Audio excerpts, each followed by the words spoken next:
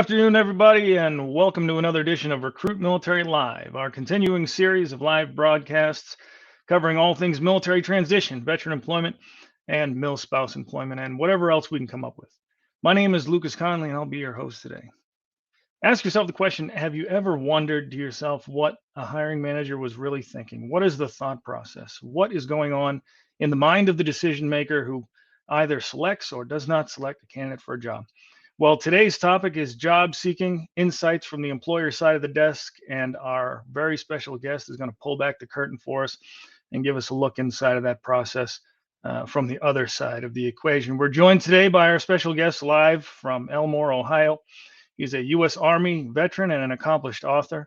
He's a public speaker, a talent management coach with over 24 years of experience in human resources. He's the president and chief advisor at Kieffer and Associates, where amongst other things, he can pursue his passion for coaching service members as they transition from the military to civilian careers. Ladies and gentlemen, Mr. Bill Keefer. Bill, welcome to the show. Hey, it's great to be here, Lucas. Thanks for the invite. Well, it's great to have you on the show, Bill.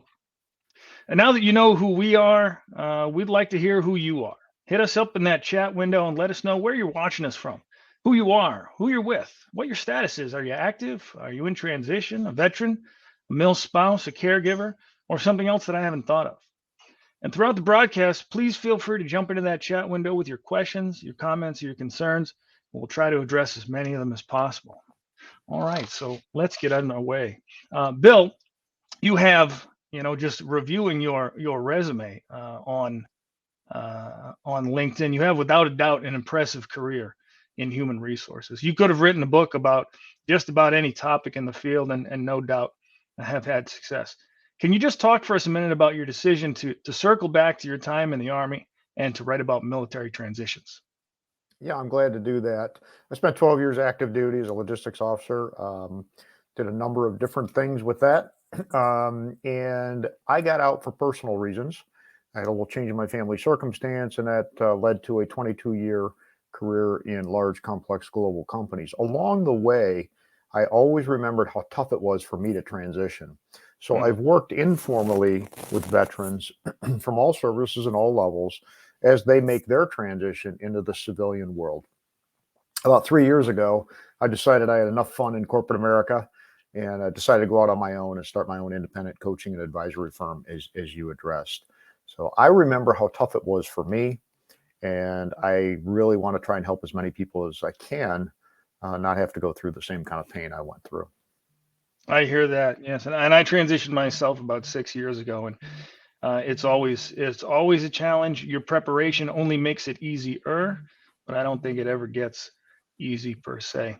Now, at the outset of your book, you talked about two critical criteria, two key considerations that civilian companies, that those hiring managers use to decide whether or not to hire a candidate. Can you tell the listeners a little bit about that? Yeah, I can. And I think it's really good to center your transition thoughts around these 2 points, because at the end of the day, as an employer, I'm looking for two things and two things alone. The rest of this process all leads to these two centering points. And the first is, can the candidate do the work I need done? Can they do it successfully? And the second piece is, will the candidate fit well and add value to the team? So everything else surrounds that. It's ways to find out whether you truly are the best candidate to do the work I need done successfully and fit well and add value to the team. So I know what I want as an employer. I don't know what you offer. So it's my job to be as clear as I can on the ask, and it's your job to be as clear and robust as possible in the answer to all of those asks. Oh yeah, absolutely, and that's a topic that we get into when we have our shows that focus on the resume. Because that resume is that conversation, that first conversation with the employer, and it has to answer the ask. It has to answer, yes, I could be the right guy for the job. Oh, absolutely. And I think it's sometimes it's an asset that people in job search or folks in career transition don't maybe realize. Every job advertisement or job posting, it's a menu of what they're asking. They're telling you exactly what they want. Yep. But you need to read it, you need to understand what it says, and you need to be able to prepare your answers for when you do engage with the employer, with the interviews or networking or whatever else. Oh yeah, absolutely, absolutely. Now, the military, I would say, is a unique employer, and we oftentimes refer to it as a service. But at the end of the day, the military is an employer. In exchange for your services, your honorable services to your country, you do receive a paycheck, but you are doing a job, a great job, sometimes a fun job, sometimes a tough job, but it is a job. You can show up one day with no skills and no experience and nothing but the clothes on your back, and of course, your drill sergeant will take those away. And they will train you to be successful, whether you're operating a computer or firing a machine gun. They'll teach you everything you need to know to be successful. And one of the things you mentioned in your book is that most civilian companies don't have what we would call a training cycle or a training program. Can you expound on that and kind of let our listeners know why that's important to understand? Sure, I'm glad to. The rotation that I was used to when I was in for my 12 years of active duty, and many veterans are used to, is you've got a training cycle, you got a deployment cycle, you got a refit cycle, right? Yep. So you're kind of on production, one would say, doing your mission live 1/3 of that cycle, right? The rest of it's Mm-hmm. either getting ready to do it or refitting from after having done that. That's not how it works in the civilian world. We're on production all the time. Yep. Now, if it's a manufacturing production kind of a company, that means you're producing things all the time, right? The only downtime really is manufacturing changeover, those kind of things, or God forbid you have a gap in your customer demands. If you're in a Mm-hmm. retail store, those doors have got to be open when you said they're going to be open. You're working Yep. all the time. So the luxury of having time dedicated to training is much different than it is in the military. Much different. So I think people don't get that sometimes. Like, well, I come out and they'll train me up and everything will be good and I'll be ready to go in 6 months. Well, most companies don't give you 6 months to learn how to do what they're hiring you. No They way. have real business needs right now, and they need people that can do what? Come in and add value, be fit in the team, and do the work they need done successfully. There's a significant foundational difference, I think, between the military and the civilian world. The military has to build its talent. We have to Mm-hmm. take raw talent, whether it's the enlisted ranks, the officer ranks, whatever. You take raw talent and you spend a period of time developing that talent to do something at the front end of your career pipeline. You come in as an E1 or an O1, and you move up to 2 to 3 to 4 to 5, and so on, right? The civilian world doesn't have to build their talent. Nope. They can go buy it. And that is a huge difference. And when they buy the talent, it comes with a set of expectations. I'm buying the value you can bring to me, and that's worth something to me as an employer. And therefore, I expect you to perform. Now, that's not to say no company does training. Right. Many companies do training, but it is clearly much different than what happens in the military. No, absolutely. And there are some companies out there, and it doesn't take too long of a search on the internet to find them that have developmental training programs Mhm. to bring someone with very little experience, but a lot of great competencies and a lot of the attributes they're looking for and develop them.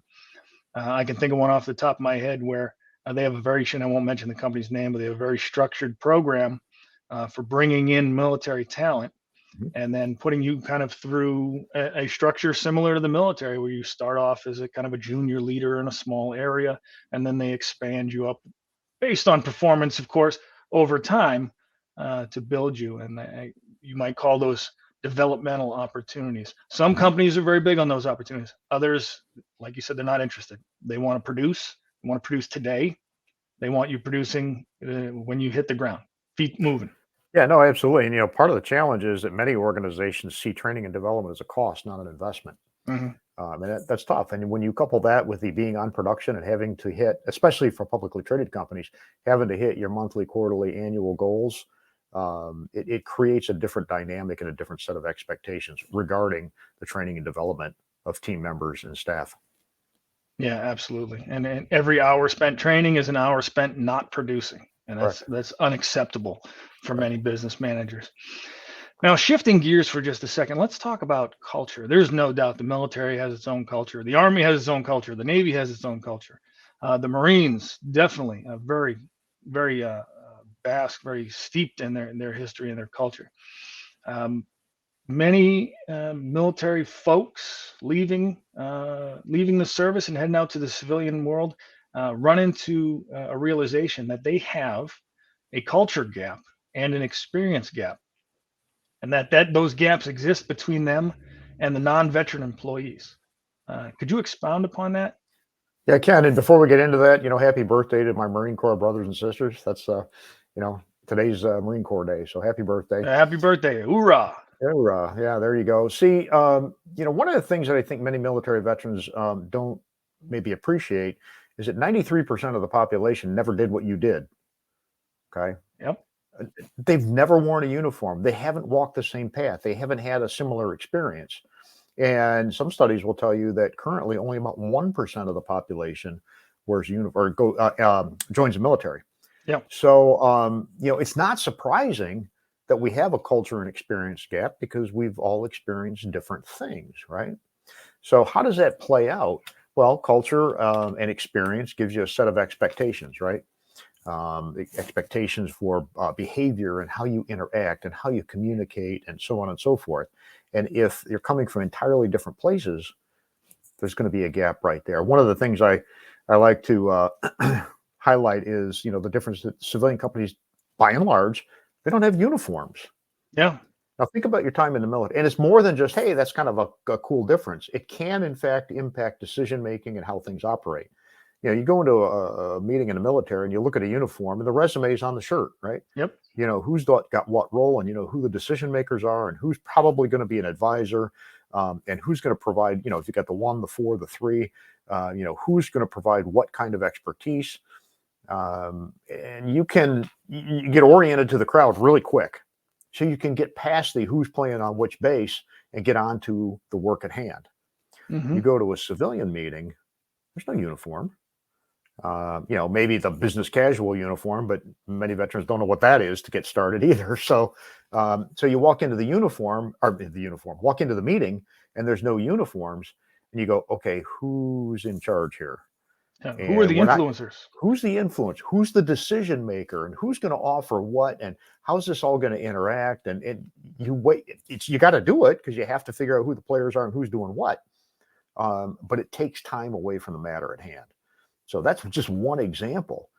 The military is very, communication is another one. Military is very crisp and clear, concise, complete.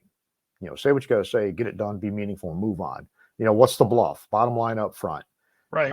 Entirely different way of communicating than most organizations. So just a couple examples. The other bit, the experience gap, I think it's important for transitioning veterans to understand is your competition for these jobs isn't just going to be other veterans. Oh, yeah. You maybe spent the last, 4, 8, 12, 20, 30 years in the military. Your competition has been spending those years in the civilian world. They know the culture. They have experience in that world.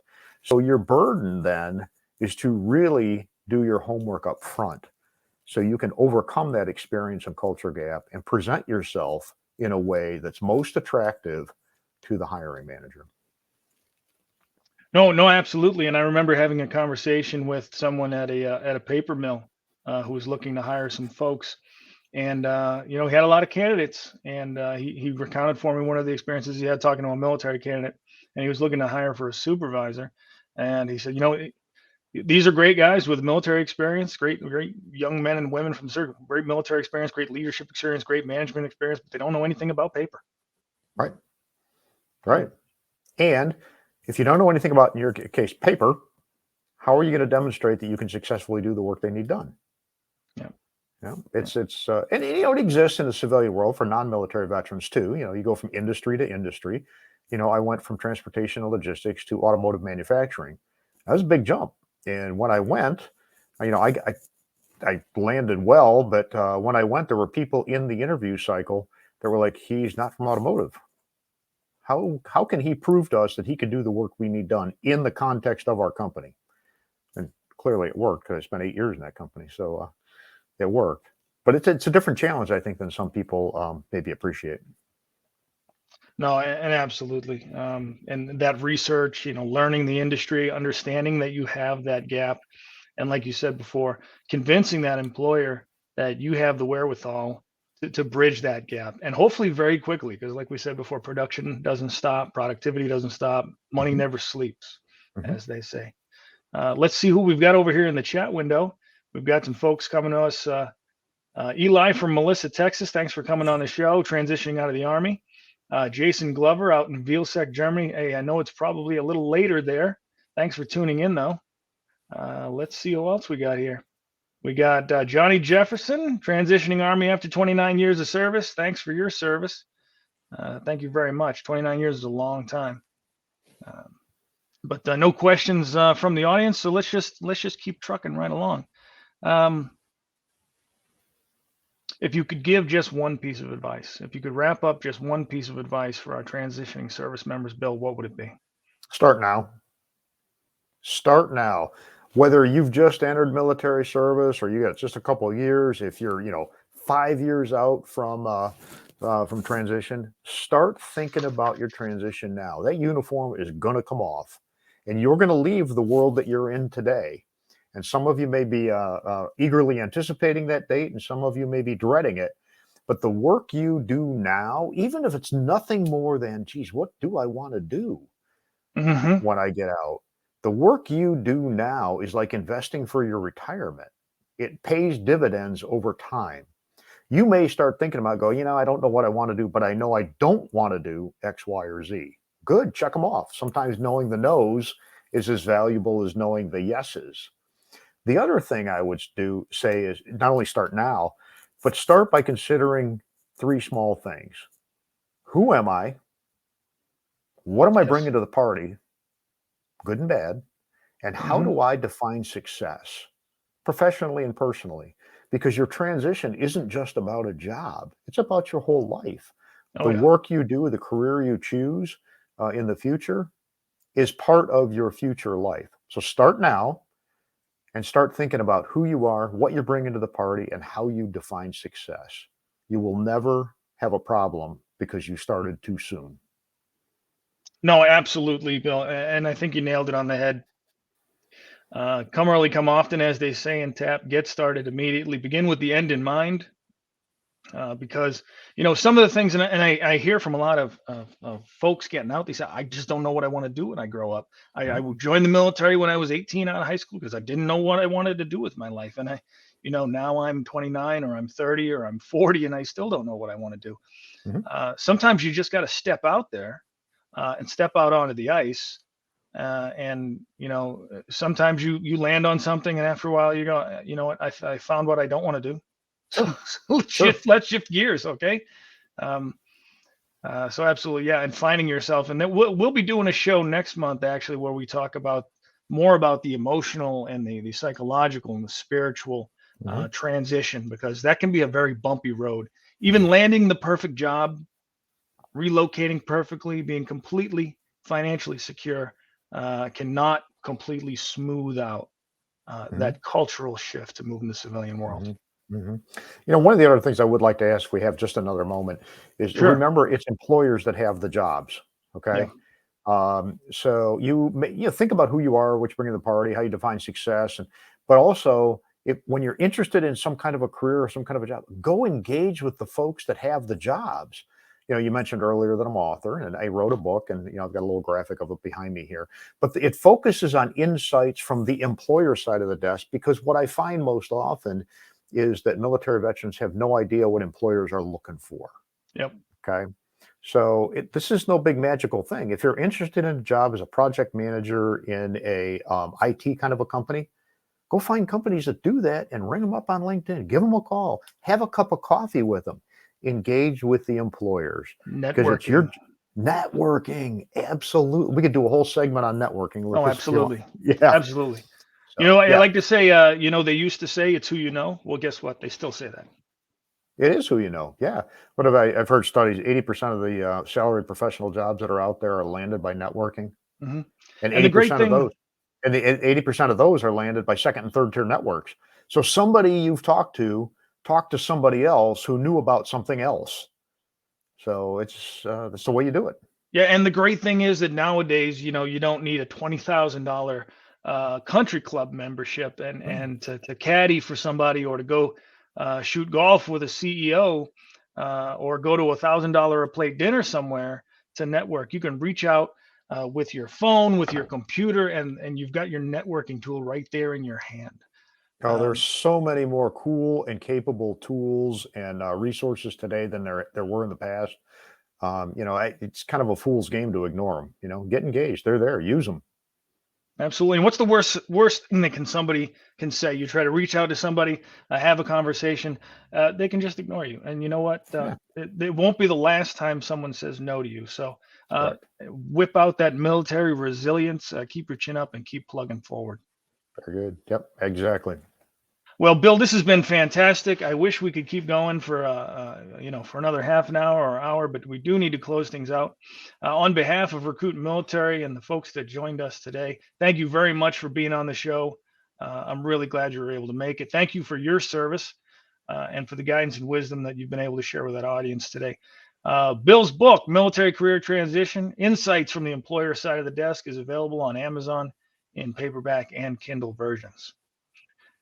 Now, just a little something from Recruit Military's Corner. If you haven't already done so, get signed up at the Recruit Military National Virtual Career Fair, National Virtual Career Fair, to be held on November 23rd, 2021, from 1200 to 1600. You'll find a link to the registration coming up in the chat window.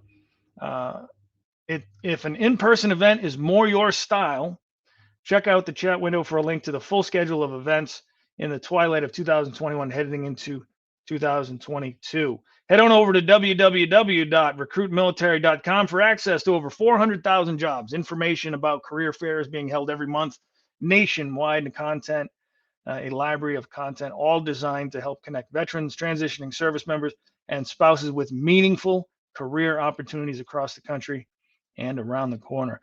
That about wraps it up for us folks today. Thanks for tuning in. This has been Lucas Connolly for This has been Lucas Connolly for Recruit Military Live. Feel free to connect with me on LinkedIn, and we'll see you again next week. Until then, good luck and Godspeed. Thanks.